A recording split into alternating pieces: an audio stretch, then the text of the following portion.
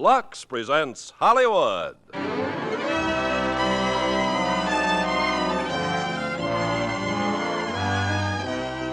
Lever Brothers Company, the makers of Lux Toilet Soap, brings you the Lux Radio Theater, starring Michael Rennie and Gene Peters in The Day the Earth Stood Still. Ladies and gentlemen, your producer, Mr. Irving Cummings.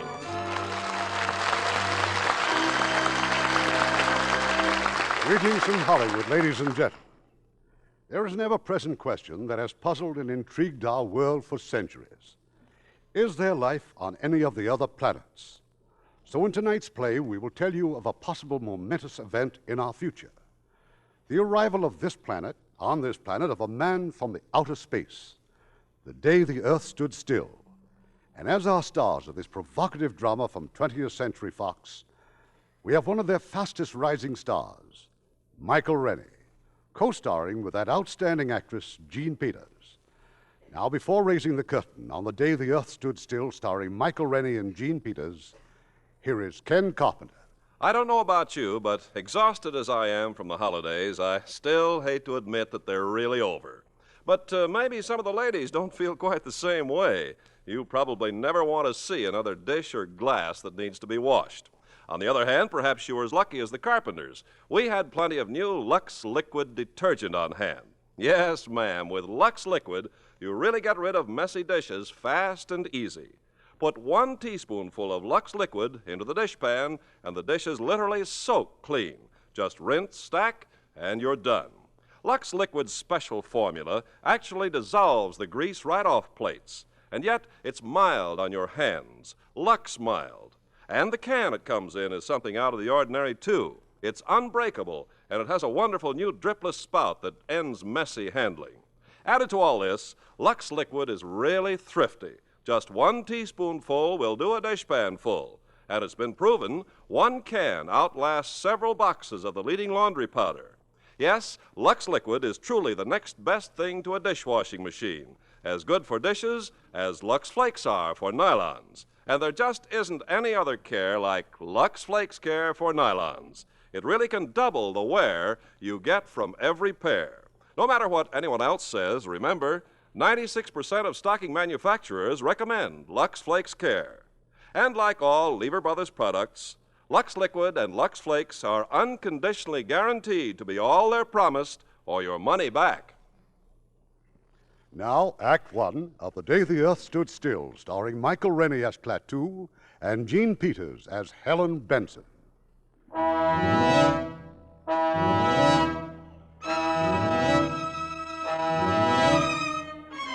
It was a pleasant spring day, an ideal day for a walk in the park, a day to push the baby buggy and be glad you were alive. There'd been at least 20 such sparkling days that spring, and perhaps 1 billion or more of them since the Earth began. And nothing had ever happened to spoil them but a few small fires, or a slight head cold in the evening, or a rain squall. This spring day, in the middle of the marvelous 20th century, was different. It was the most different day that had happened to mankind since the first Christmas. The thing was noticed in Hong Kong first on the British radar. But that's impossible. That thing must be doing about 4,000. That can't be aircraft, sir. Must be a buzz bomb. Better give an alarm. Keep it steady, though. Maybe faulty equipment. If the British radar in Hong Kong was faulty, so was the radar all over the Orient and Asia and Europe. So were the announcers on the radio. This is Moscow. This is Calcutta, India. This is Radio Luxembourg. The American radar screen quickly confirmed the fact that there was nothing wrong with the British radar, and that there was something very gravely wrong 40 miles out in space, far above the Earth. Luckton at Ferris to Baker, Ferris to Baker. I have an object at 200,000 feet, 4000 miles an hour. Then it was here. Incredibly, it was here. Burning down through the sky over Washington, D.C., hovering over the mall. Descending. They're here! They're coming! They're here! They're here!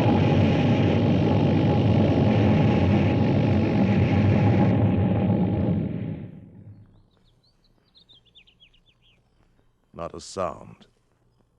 Stillness. Not a move from the cordon of tanks and armored cars and troops in full battle dress. Not a sound or gesture from the monstrous domed disk resting on the grass. The ship designed for travel outside the Earth's atmosphere landed in Washington today at 3:47 p.m. Eastern Standard Time. We still do not know where it came from. The ship is now resting exactly where it landed 2 hours ago. So far, there is no sign of life from inside the ship. Behind the cordon of troops, tanks, and artillery is a huge crowd of curiosity seekers. Every eye, every weapon is trained on the ship. The atmosphere is one of terrific tension rather than of fear. It's been that way for... just a minute, ladies and gentlemen. I think something's happening. The spaceship is opening up. Someone is coming out.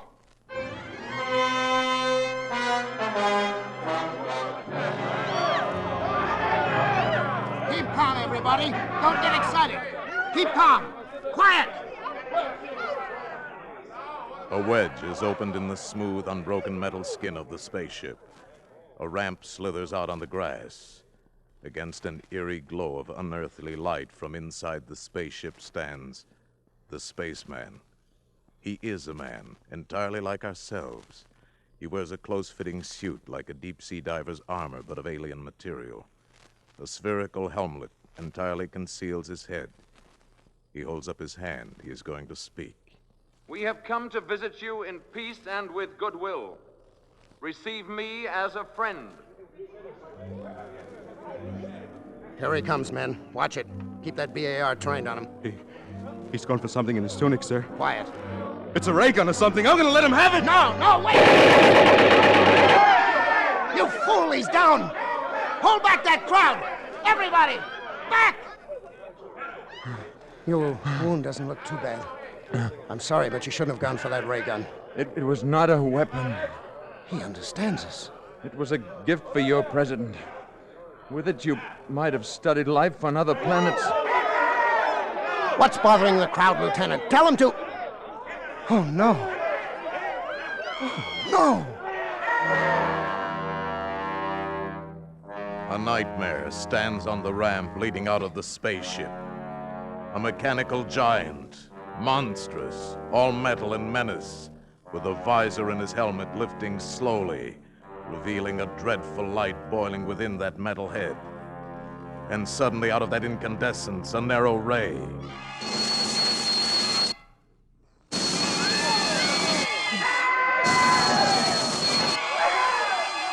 Rifles, tanks, artillery glow with that terrible incandescence and become vapor in a mush of puddled steel. And in the deathly silence that follows, the robot strides down the ramp.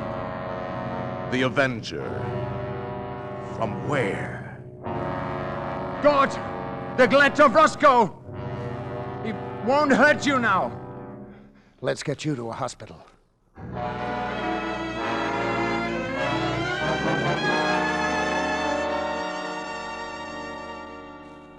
Good afternoon, sir. Good afternoon. The doctors here tell me your wound is not serious. No. It amazes them that it's almost healed already. I'm very glad. It should serve as some sort of indication of our powers. My name is Harley, secretary to the president. I've been told you speak our language fluently, that your name is Mr. Klaatu. Just Klaatu. The president has asked me to convey our deepest apologies for what has happened. Sit down, Mr. Harley. I'm sure I don't have to point out that your arrival was something of a surprise.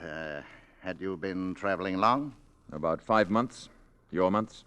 You must have come a long way. About 250 million of your miles.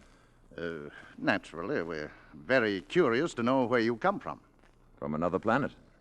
Let's just say that we're neighbors. It's rather difficult for us to think of another planet as a neighbor. I'm afraid in the present situation you'll have to learn to think that way. The present situation? I mean the reasons for my coming here. Would you care to talk about it? Not now, or with you alone.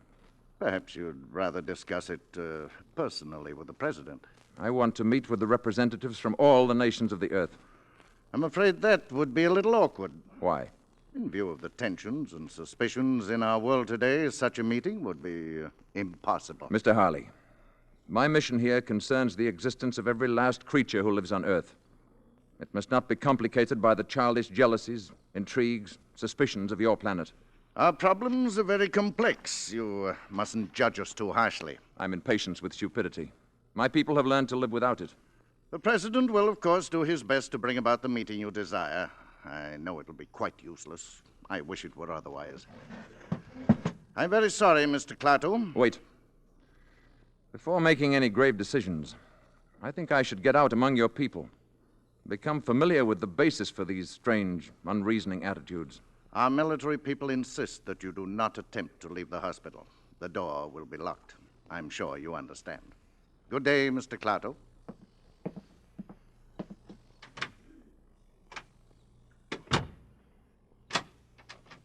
The door will be locked. Will it now? Klaatu escaped, nor could the embarrassing news of his disappearance long be suppressed. It was read about in the papers and described in excited tones over the radio. Authorities at Walter Reed Hospital still refuse to comment on how he managed to escape, except to say that he broke into a hospital locker and stole clothing belonging to a staff doctor. While the government does not minimize the crisis, This was the latest and the only news, and among the countless millions listening were two men and a woman in an ordinary home on an ordinary street in Washington, Mrs. Crockett's rooming house. There was Mrs. Crockett and Helen Benson and little Bobby Benson. Benson. Up against powers that are beyond our control or understanding. Oh, And that we... I just can't stand any more of this. Oh, I wanted to hear more, Mrs. Crockett. It's exciting, isn't it, Mother? Hush, Bobby. Exciting. It's enough to drive a person... Oh! Who are you? I'm sorry. I saw your sign outside and the door was open. My name is Carpenter. Yes? I'm looking for a room. Oh, yes. I do have a nice room. Are you a G-man? No, I'm afraid I'm not. I bet he is, Mom. I bet he's looking for that spaceman. I think we've all been hearing too much about spacemen, Mr. Carpenter. This is Mrs. Benson, Mr. Carpenter. How do you do? And this is little Bobby, my youngest guest. Hi. I'm Mrs. Crockett. You're a long way from home, aren't you, Mr. Carpenter? How did you know? Oh, I can tell a New England accent every time. This way, please, Mr. Carpenter.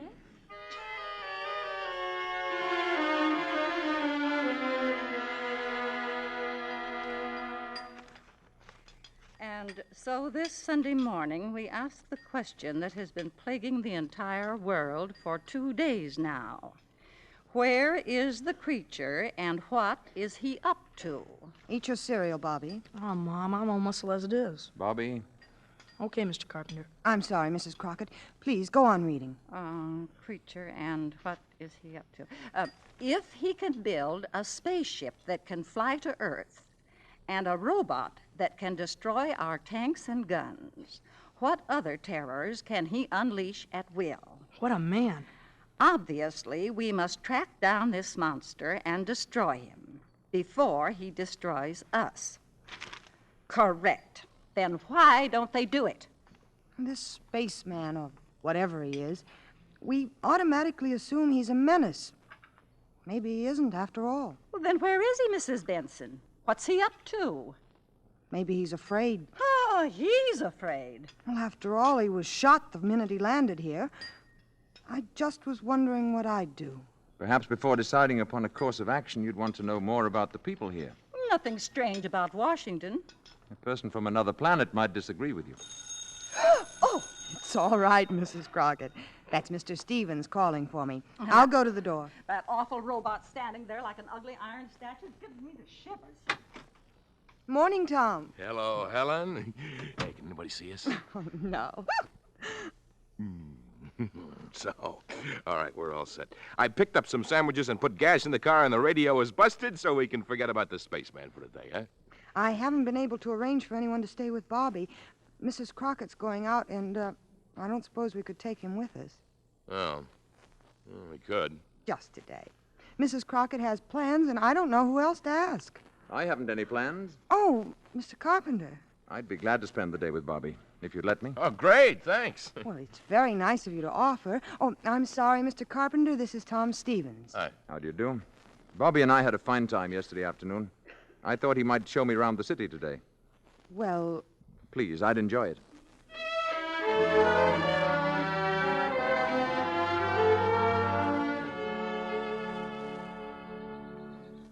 And this is where my father is buried. Robert Benson, Virginia, 1st Lieutenant, 45th Infantry. April 10th, 1916, January 29th, 1944. Your father was very young, wasn't he, Bobby? He was killed at Anzio. Did all these people here die in wars? Well, most of them. Didn't you ever hear of Arlington Cemetery? I'm afraid not. You don't seem to know much about anything, Mr. Carpenter. I've been far away, Bobby. Don't they have places like this where you've been? Not like this one. You see, they don't have any wars. Let's walk. All right. What would you like to do now? Go to the movies. All right. No fooling? No fooling. Do you have to have money to go there? Well, I've got $2. I'll treat you, okay? No, I want to take you. Look, do you think they'd accept these? Oh, gee, what are they? Diamonds? Well, in some places, these are what people use for money. They're easy to carry and they don't wear out. I bet they're worth $1 million. Would you give me your $2 for 2 of these? Sure, okay. There you are. Let's not say anything to Mom about this, huh? Why not? Well, she doesn't like me to take advantage of people.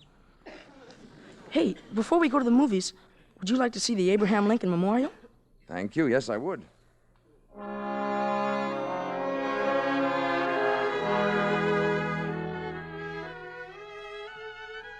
this is it. That's the Gettysburg speech up there. That this nation under God shall have a new birth of freedom, and that government of the people, by the people, and for the people shall not perish from the earth. Those are great words. That's some statue. That's the kind of man I'd like to talk to. Bobby, who is the greatest man in America today? Oh, gee, I don't know. The spaceman, I guess. I was speaking of Earthmen. Oh, I don't know. The president? I mean the greatest philosopher, the greatest thinker, scholar. Oh, well, that's Professor Barnhart, I guess. Yes, Professor Barnhart. He's the greatest scientist in the world, and he lives right here in Washington, right near where my mother works. Where is that? Department of Commerce. She's a secretary. Why? I have an idea, Bobby. Let's go see Professor Barnhart. What for? You just said he's the greatest man in America. You're kidding, aren't you? Wouldn't you like to meet him? Oh, sure I would. Oh, go on. I bet you'd be scared.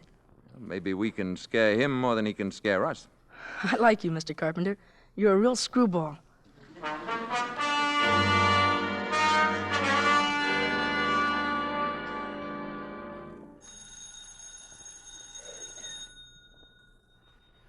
Gee, maybe the professor isn't at home. Let's take a look through that window. I'll bet this is where he works. Look in there. Books all over. Blackboard's full of stuff. That door's locked, too. Is it? I know it isn't, Bobby. Well, that's funny. We'll go in and wait for him. I'm sure he won't mind. Gee, just think. All the brains that goes on in here. What's all that stuff on the blackboard? It's a problem in celestial mechanics. And what's the matter? You'll never get the answer that way. Let's see. Hey, it says don't erase, don't touch. This is right. Check. Correct. Correct. And here's where he gets off the track. Now we'll fix that. So.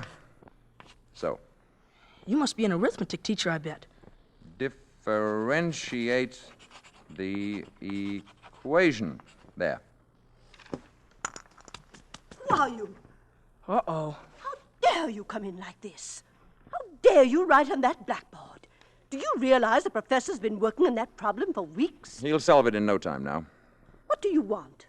We came to see Professor Barnhart. Well, he's not here, and he won't be back until evening.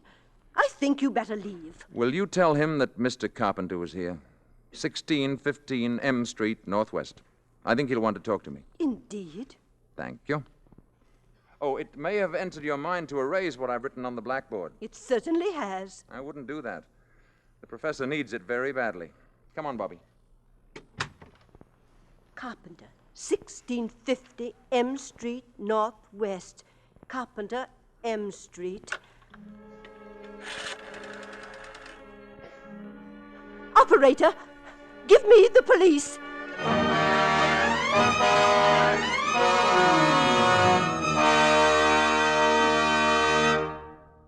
Act 2 of The Day the Earth Stood Still in a few moments after we see if Francis Scully has any big news for us tonight. Oh, I do, Ken, about a big man in a big picture.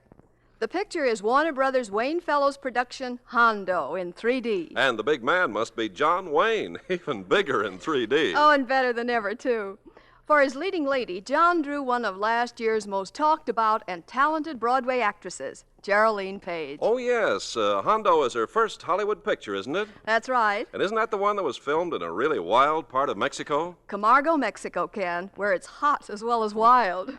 In the picture, John plays a part Indian dispatch rider for the U.S. Cavalry around 1870. Geraldine is lovely as the woman he falls in love with.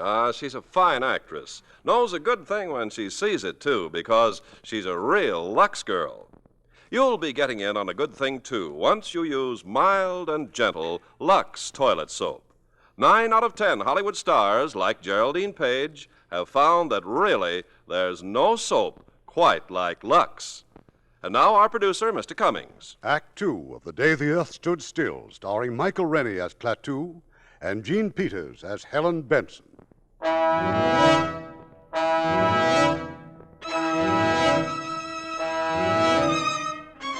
It is early evening of the same day. Tom Stevens and Helen Benson drive up to the boarding house after their picnic, quite unaware of the dark squad car parked at the curb a few feet ahead.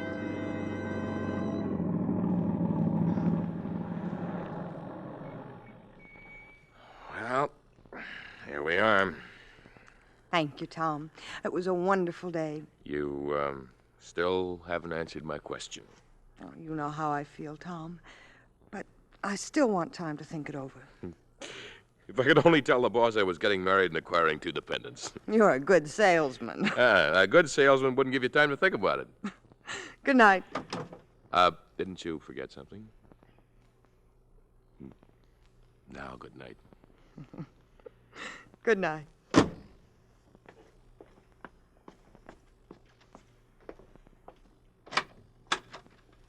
Night.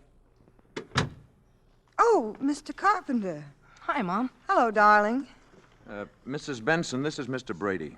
How do you do? How do you do? Mr. Brady's a government agent. Oh? Did you have a nice day, Bobby? We had a swell time, didn't we, Mr. Carpenter? Yes, we did. We went to the movies and had a banana split, and we went to see Daddy. Oh, I don't know how to thank you, Mr. Carpenter. I enjoyed every minute of it. We better get going. Yes. Good night, Bobby. Good night. I'll tell you the rest of that story tomorrow. Good night, Mrs. Benson. Good night. Nice meeting you, Mrs. Benson. Thank you. Why did Mr. Carpenter have to go with Mr. Brady? I don't know. Maybe it was a mistake. Upstairs with you. Yeah. We sure had fun today. We went all over Washington, and we went to see Professor Barnhart. Professor Barnhart? Oh, sure. Barnhart? Up to bed now. Pronto.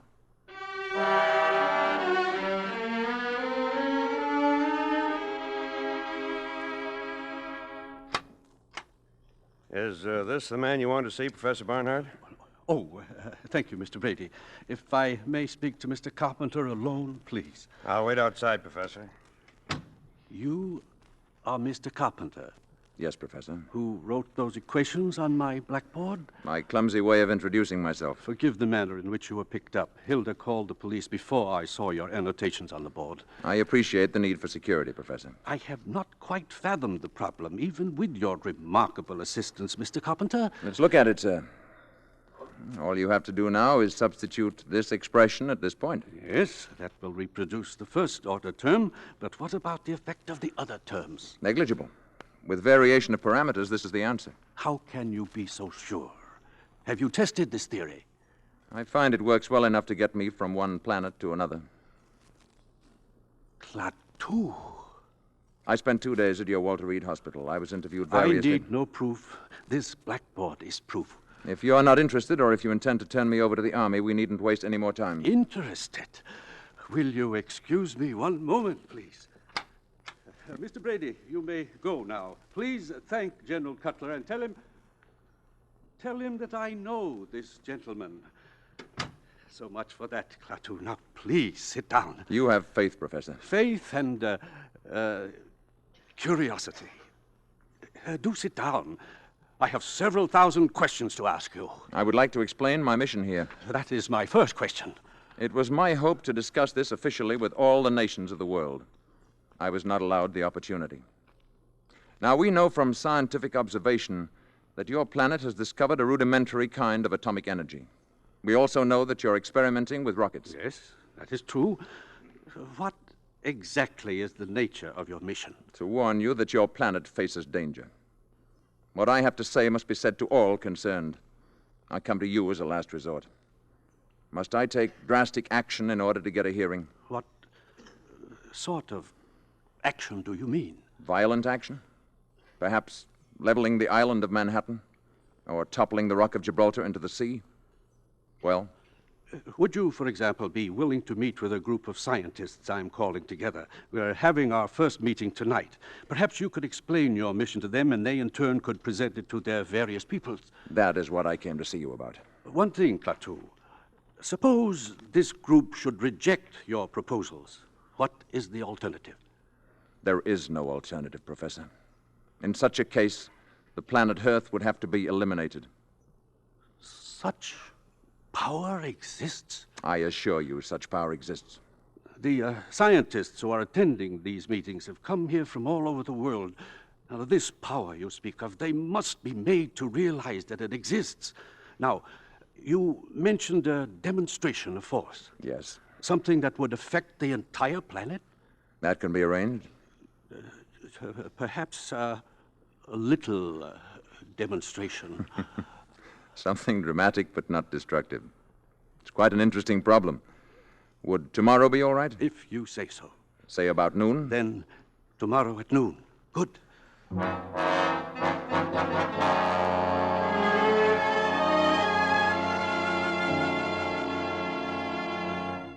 Going out tonight, Mrs. Benson? Oh, it's you, Mr. Carpenter. I'm afraid I startled you. Yes, I am going out. Mr. Stevens is calling for me. Everyone seems so... Jittery is the word. Bobby's the only person I know who isn't jittery. He's a fine boy, Mrs. Benson. Naturally, I think so. Warm, friendly, intelligent. He's the only real friend I've made since I've been here. Mr. Carpenter, this is none of my business, but why did that detective come here last night, that Mr. Brady? Bobby and I tried to see Professor Barnhart in the afternoon, but he wasn't in. Apparently, they thought I was looking for secrets of some kind. Oh, that must be Tom now. Oh, Mr. Stevens, do come in. Helen is in the sitting room. Alert Mrs. Crockett. She has a romantic mind. Hello there, Helen. Had a minute to spare. You ready? Hello, Carpenter. Picture starts at 8:50 on the dot, Helen. I'll be ready in a minute. I was just talking to Mr. Carpenter. Oh, I hope Mr. Carpenter won't think I'm intruding. Excuse me. I was just going up to my room. Good night. Good night, Mr. Carpenter. Have a good time, both of you. Thank you. Tom, that was awful. I'm sorry. I guess I'm just tired of hearing about Mr. Carpenter. Mr. Carpenter. Shh. I don't like the way he's attached himself to you and Bobby. After all, what do you know about him? Very little, it's true. Well, let's not stand and talk about it anymore. I'll go up and get my things.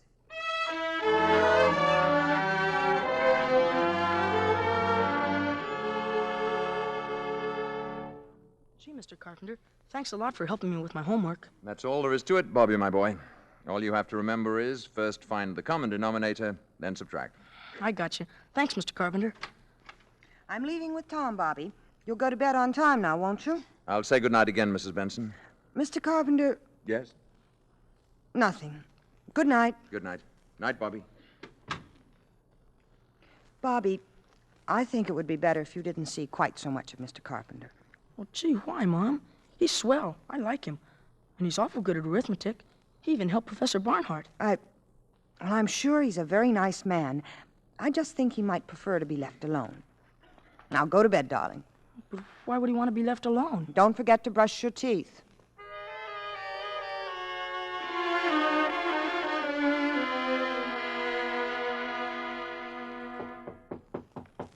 Come in. Bobby, do you have a flashlight I might borrow for tonight? Oh, sure, Mr. Carpenter. It's a real Boy Scout one. Thank you, Bobby. Why do you want it? The light in my room went out. See you tomorrow. Better get into bed now. Gee, I wonder if the batteries are any good. Mr. Carpenter! Bobby went to the door and opened it. What he saw down the hallway puzzled him. Mr. Carpenter's door was ajar and light was pouring out of his room. Funny. He said his light went out. Then Mr. Carpenter came out carrying the flashlight and stealing down the steps like a thief. This was peculiar, but this was adventure. Bobby followed Mr. Carpenter, and what he saw couldn't have been a dream. It was too real. But it couldn't have been true either. It was too deliciously frightful. Dream or not, it was filled with darkness, stung by staccato flashes from a genuine Boy Scout flashlight. Flashes that activated a giant robot into knocking out his guards so that Mr. Carpenter from the boarding house could get into the shed the Army had built around the spaceship. And dream or not, Bobby saw this Mr. Carpenter go into the spaceship.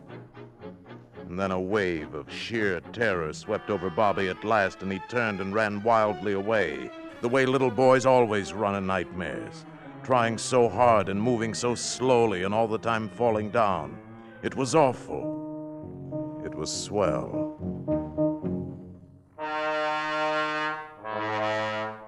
When his mother came home around midnight, Bobby was curled up on the sofa. Instantly, he jumped up and ran to her and to Tom Stevens as they came into the hallway. Mom, listen. Bobby, what are you doing down here at this hour, fully dressed? Hello, Mr. Stevens. Mom, I had to tell you. Tell me what? What's the matter, Bobby? I followed Mr. Carpenter tonight, right after you left, and gee, where do you think he went? Right into the spaceship. Now, Bobby, just 1 minute. Honest, Mom, I saw him. They got a shed built around the spaceship so nobody can get to it. But Mr. Carpenter flashed a signal to that Iron Man up there, and what do you think? Bobby, have you been dreaming again? Why, sure. No, Mom, honest, I haven't. I promise you, I saw it. Where did you see all of this? Well, I'm telling you, on the lawn down at the mall. In that place where the soldiers are all out in front. Oh? And where were the soldiers all this time? Well, that robot fella grabbed him and knocked him out. Oh, Bobby. Yeah, and then Mr. Carpenter walked into the shed, and the spaceship opened up, and he walked right inside, and it closed again. Gee, I like Mr. Carpenter, but I'm scared, Mom. Oh, darling, it was just a bad dream. We'll prove it to you. Tom, will you see if Mr. Carpenter's still up? Ask him to come down here a minute.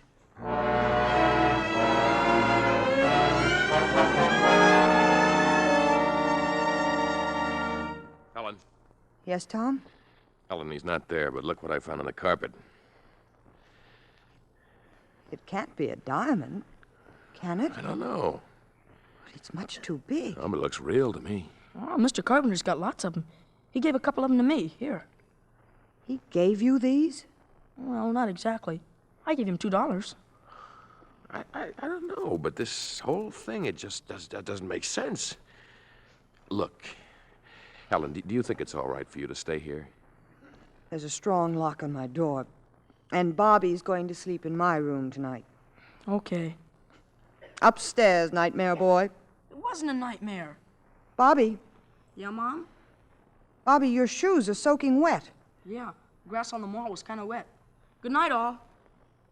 Oh, Tom. I wonder.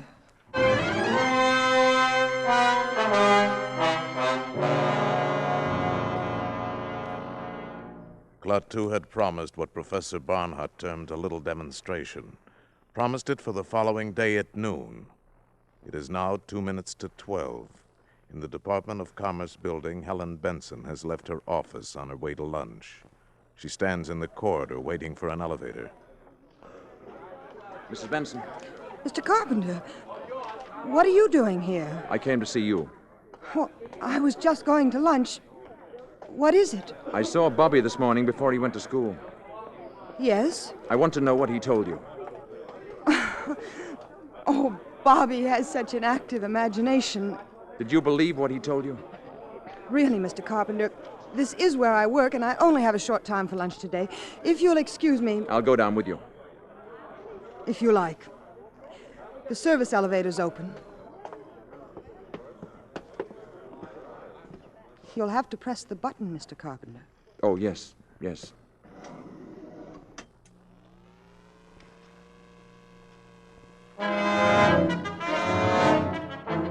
It was just 5 seconds before noon of that fateful day when Helen Benson and Mr. Carpenter stepped into that electric elevator.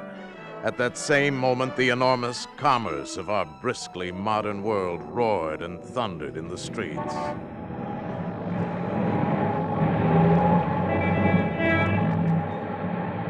"5 seconds to noon. 4 seconds. 3 seconds. 2 seconds. 1. 0.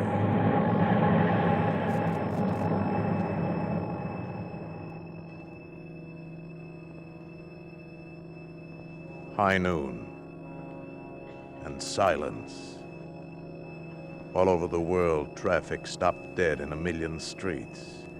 Here and there, a horse-drawn vehicle clopped its melancholy way among the motionless motors. Bicycles moved before awe and the common desolation made the riders stop of their own free will. Electric clocks stopped on the dot of noon. All across the powered world, the machines stood still. Toasters failed to pop and battle fleets on maneuvers drifted aimlessly on their dead propellers. Joe Smith's milkshake didn't spin, and the humming turbines deep in Hoover Dam didn't produce current. Mrs. Housewife's washer stopped in the middle of its cycle, and electric lights went out all over the world. At a conference table in Washington, a hasty council of the armed services was held. As far as we can tell, gentlemen, all electric power has been cut off all over, with few exceptions. And even these exceptions are remarkable. Hospitals, planes in flight, that sort of thing. I wish I could be more specific, but all communications are out. I can tell you that we are preparing to declare a state of national emergency, but before we start discussing plans, I want a report from Colonel Ryder. All I can report, General, is that the robot at the spaceship was discovered to have moved last night. It knocked unconscious the 2 soldiers guarding the entrance to the shed the Army engineers had built around the spaceship, indicating that someone, presumably the spaceman, had wanted to get into the ship for one reason or another. In all likelihood, to signal for this demonstration of his planet's power. Go on, Colonel. Well, that's all, sir. Well, gentlemen, until now, we've agreed on the desirability of capturing this man alive. We can no longer afford to be soft in this matter. We will get him alive if possible, but we must get him. Is that clear, gentlemen? Dead or alive, get him.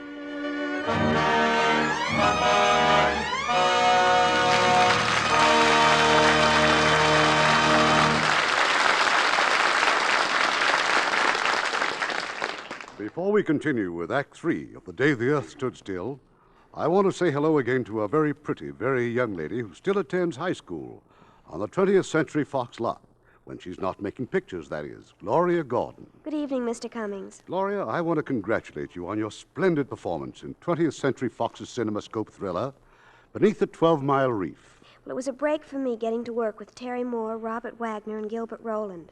I'm Bob's sister in the picture, you know. It's my first CinemaScope appearance, too. Those Technicolor deep-sea diving scenes are beautiful as well as exciting. A fine picture like Beneath the 12-Mile Reef can start a career zooming, Gloria.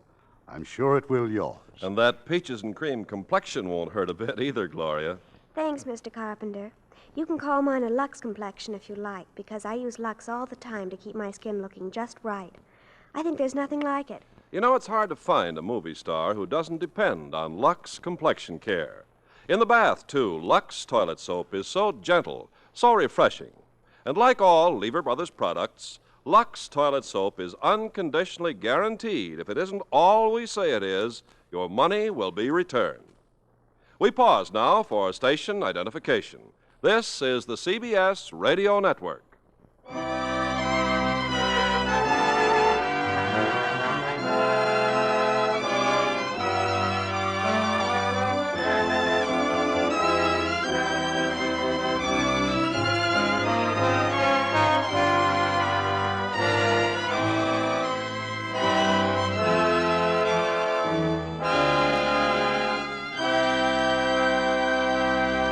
The curtain rises on Act 3 of The Day the Earth Stood Still, starring Michael Rennie as Klaatu and Jean Peters as Helen Benson.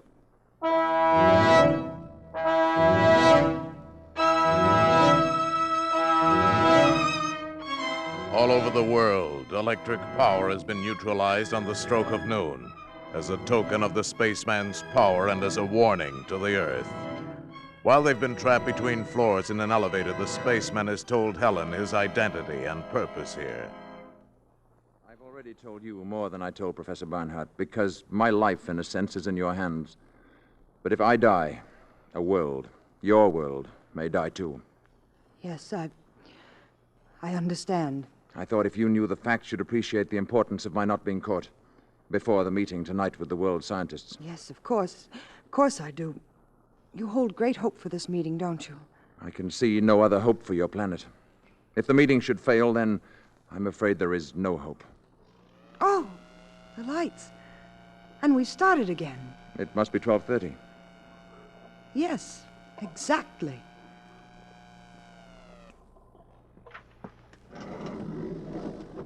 Where are you going now? Back to the boarding house. I'll be safe there for the afternoon. I'll be able to keep an eye on Bobby. He's the only other person who knows about me. No. Wait a minute. There is someone else. How? They can't be. Tom. He was with me last night when Bobby told me what he saw. Oh. Well, of course, he doesn't know anything definite, and, well, he talked to me first before... But then we can't take a chance, can we? Can you get in touch with him? I think so. I mean at once, now. I'll try. You will. You must.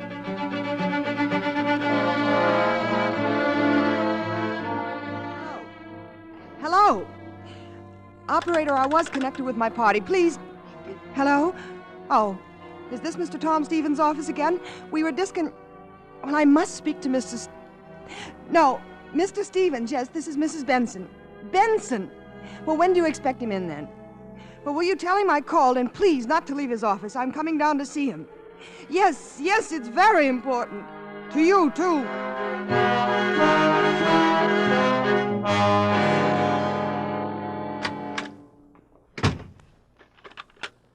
Margaret, this is Mr. Stevens. I just got in. Now, listen, call the Pentagon. Who? Mrs. Benson? When? Never mind. This is more important. Listen. Now, call the Pentagon and find out who's in charge of the spaceman business. Whoever it is, I want to talk to him. Tom. Call me back right away and don't take any other calls. Brush them off fast. Tom, I've been trying to get you all afternoon. I've got some pretty terrific news about your good friend, Mr. Carpenter. What about him? He's the man from the spaceship. I had that diamond or whatever it is checked at 3 different places. Nobody on Earth's ever seen a stone like that. And after what Bobby's told us, that's enough for me. Why is it nobody knows about this Mr. Carpenter? Why hasn't he got any money? All right, Tom. It's true. Yeah. How do you know? You've just got to promise me you won't say a word to anybody. Oh, nobody but the Pentagon. Please, Tom. Are you crazy? After what happened today, he's a menace. You don't understand. You don't realize how important this is. Important. Of course it's important, and we can do something about it. You mustn't do anything about it, Tom. Believe me, I know what I'm talking about. I say he is dangerous. It is our duty to turn him in. He isn't dangerous. He isn't a menace. He told me what he came here Oh, for. honey, don't be silly because you happen to like the guy. Do you realize what this will mean for us? I'll be the biggest man in the country. I'll write my own ticket. Is that what you're thinking about? Listen, somebody's got to get rid of him. Tom, I'm not going to let you do it. Tom, don't Hello, do Margaret. it. Yeah. General Cutler? Good. Now, hold on. You don't know what you're doing. It isn't just you and Mr. Carpenter. Mr. Carpenter. It's everybody. The rest of the world is involved. I don't give a hang about the rest of the world. I'm in this for me. Tom. Now, you'll feel different when you see my picture in the papers. I feel different right now. Now, you'll see. You're going to marry a hero. I'm not going to marry anybody. Not even a hero. Hey, Helen. Hello? General Cutler? General, my name is Tom Stevens, with a V. I have positive information about the spaceman and where he's staying. Right. Yeah, of course I'm sure. He's living in a boarding house at 1615 M Street, Northwest. That is correct, General. Yes, I have all of it now, Mr. Stevens, and thank you very much indeed. I want to talk to you further, but I haven't time now. We want to act on this. Yes, sir? Have Colonel Ryder deploy all Zone 5 units according to Plan B immediately. Investigate 1615 M Street Northwest for presence of spaceman. Repeat.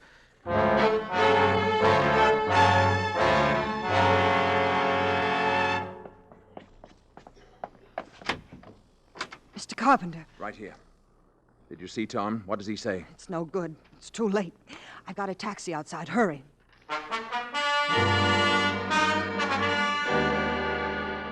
Attention Zone 5, attention Zone 5.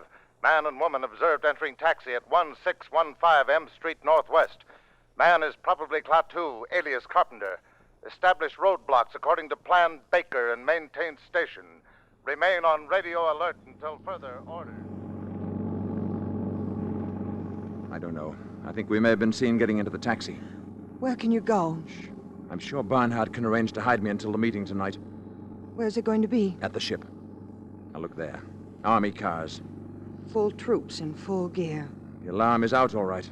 It's only a few more blocks to Professor Barnhart's. I'm worried about Gort. I'm afraid of what he might do if anything should happen to me. Gort? But he's a robot. He's a product of centuries of refinement. But what could he do without you? There's no limit to what he could do. He could destroy the Earth. And the city is swarming with patrol cars, hunting you. How can we tell them? They won't listen. You must listen. If anything happens to me, you must go to Gort. You must give him this message. Klaatu Barada Nikto. Gort. Klaatu Barada Nikto. Say it. Gort. Klaatu Barada Nikto. Gort.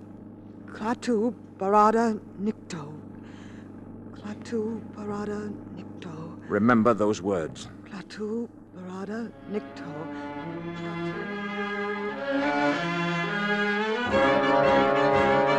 Attention, Zone 5. Taxicab moving north on 14th Street from Harvard Street. Man and woman in back seat. License number H0012. H0012. Section 2, close in. This is your target vehicle. We're hemmed in. Driver will get out here. I'm going to try to run for it. If they get me, you get to Gort. Now. There he is! Stop or we'll shoot! Stop or we'll fire! Mr. Carpenter! Gort! Run! Never mind, I'll check the guy.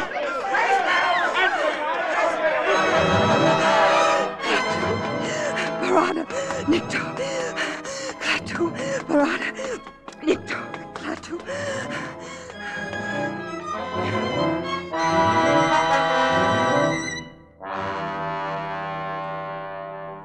Centuries, ages of superhuman, superplanetary skill had bred intuition and a dim power of reason into the enormously complex intelligence inside of Gort's metal brain case. When Helen Benson stumbled up to the shed that housed the space machine, the guards were not there. Then she saw them. They were lying inside, their rifles fused and bent. Gort somehow knew that Klaatu was dead. Gort was already on the move. He was on the move toward Helen. No! No! God, no! The visor of his helmet was opening on that cosmic incandescence within, seething with world ruin, aiming impassively at Helen. God! God! Klaatu! Klaatu! Barada! Barada! Nikto!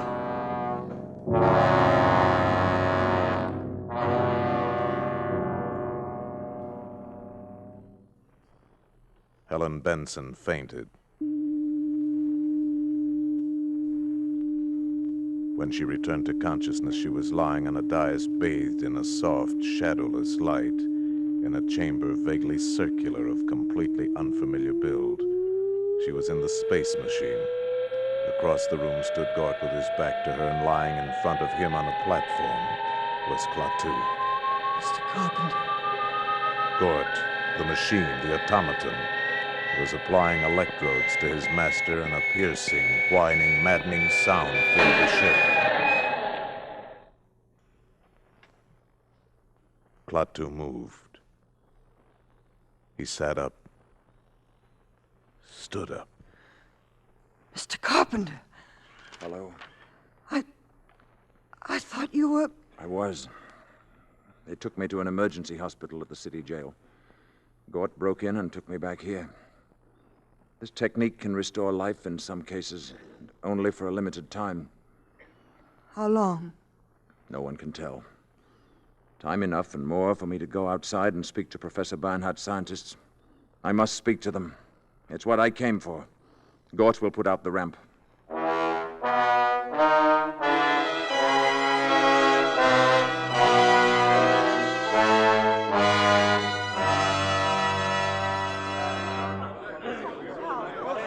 You people of Earth, you men of science, you are here from all over your world, Europe, Asia, representing many nations, many ideas.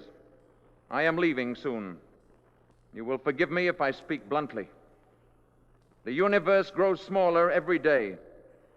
Where I come from, we believe there must be security for all, or no one is secure. This does not mean giving up any freedom, except the freedom to act irresponsibly.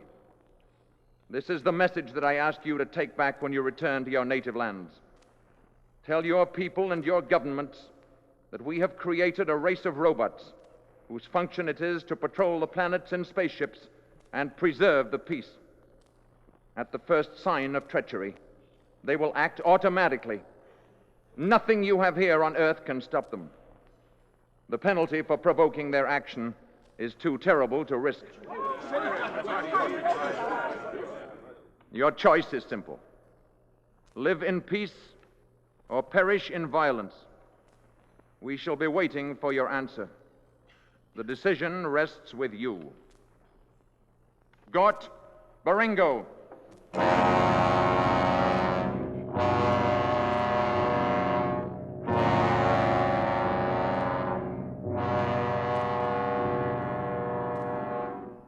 Remember. I'll remember, Mr. Carpenter.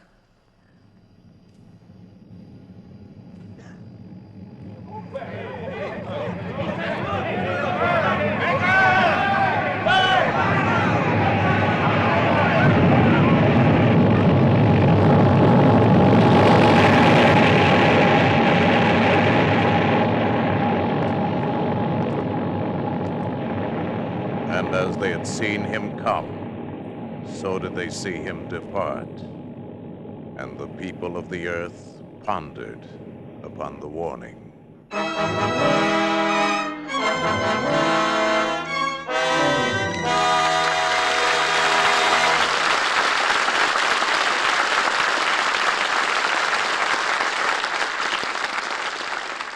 In a moment, our stars will return.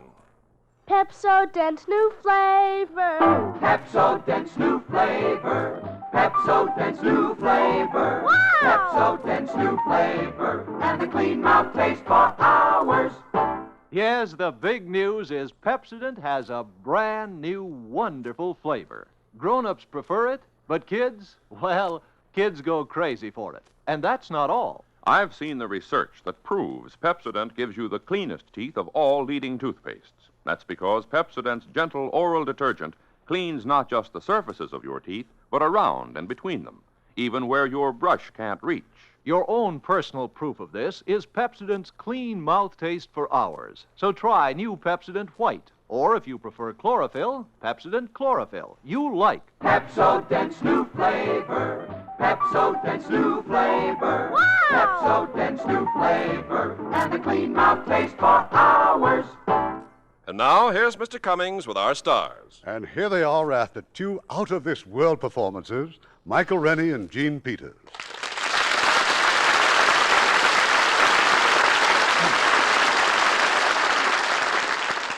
Mike, have you ever seen any UMOs? What's a UMO? An unidentifiable moving object. Yes, I saw several years ago in London. You mean during the war? No, when I was a very young actor.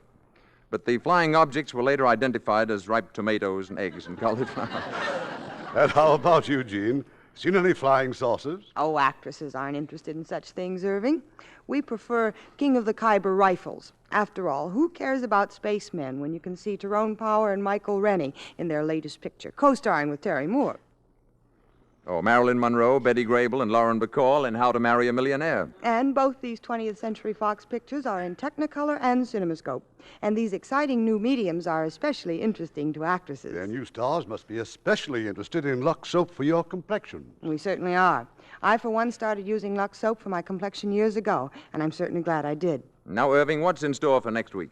Well, Mike, we're going from life in the future back to the charming era of the Roaring '20s.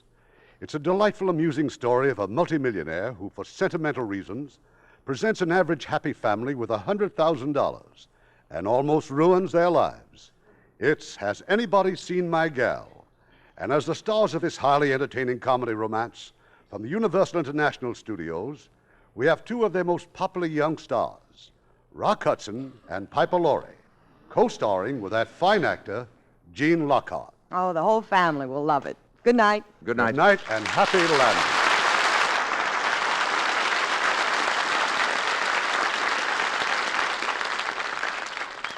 Hello there. I'm Art Linkletter. You know, it's pretty hard to improve on a good product, but Lever Brothers has done it. Now, all-purpose surf is better than ever, even better than the surf you may have used last year. You see, today's surf is made from a new, improved formula that gets your clothes so clean they smell clean. When you wash your clothes with surf, you don't need to worry about a stale, sour smell or that unpleasant medicinal odor that some detergents leave, because surf-washed clothes have a clean, sunshine freshness, like they'd been swinging in the breeze on a sunny day. And they have that same clean freshness whether you dry them indoors or out. Today's surf gets white things really clean without bluing or water softener, and you never need a bleach except for stubborn stains. So if you haven't tried all-purpose surf lately, try it soon. Take it from your old friend Art Linkletter. You like surf for everything you wash, 'cause when you wash them with surf, they smell like sunshine. Thanks, Art Linkletter. And I'd like to say again that when you wash things with surf, they smell like sunshine. And that's important, because things aren't really clean unless they smell clean. It's true that all good detergents these days get clothes clean looking, but Surf does more. Yes, Surf gets clothes so clean they smell like sunshine. And that means they're clean, clear through. So, ladies, why don't you prove it to yourselves? Get Surf tomorrow and discover what a really clean wash is.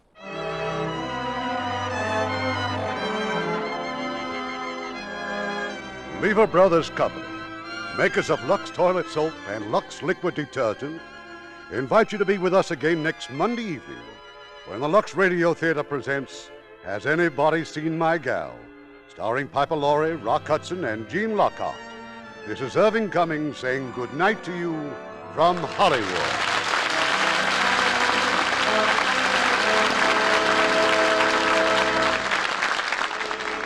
Knowing how to save regularly is sometimes the only difference between success and failure. The Savings Bond way is the sure way to save. Every year, United States savings bonds grow in value. Interest increases year by year. As your bond investment grows, so does your security. Save for the future by investing in United States savings bonds today. Join the payroll savings plan where you work. Every payday, the amount you name will be set aside automatically, systematically, and invested for you in savings bonds. And remember, savings bonds are better than ever because they return 3% interest compounded semi-annually when held to maturity. What's more, they're fully guaranteed by Uncle Sam against loss, theft, or destruction. There's no safer investment in the world than United States savings bonds. If you're self-employed, save regularly through the bond-a-month plan where you bank. Heard in our cast tonight were Paul Freese as the narrator, Lamont Johnson as Tom, Herb Butterfield as Professor Barnhart, Tudor Owen as Mr. Harley, Billy Gray as Bobby, Edith Evanson as Mrs. Crockett, and Tyler McVeigh, Bill Conrad, Robert Griffin, Tom Brown, Fred Shields, Marvin Bryan, Shep Menken, Alastair Duncan, Stephen Roberts, Adeline A. Smith, and Eddie Marr. The Day the Earth Stood Still was based on Harry Bates' story, Farewell to the Master, which appeared in Astounding Science Fiction magazine. Our radio play was adapted by Milton Geiger, and our music was composed and directed by Rudy Schrager. Lever Brothers Company guarantees you'll be glad you bought the products you heard about on this program, or you can have your money back. This is your announcer, Ken Carpenter, reminding you to join us again next Monday night to hear Has Anybody Seen My Gal? Starring Rock Hudson, Piper Laurie, and Gene Lockhart. Every Thursday evening, Lever Brothers Company brings you the Lux Video Theater. Consult your local newspaper for time and station.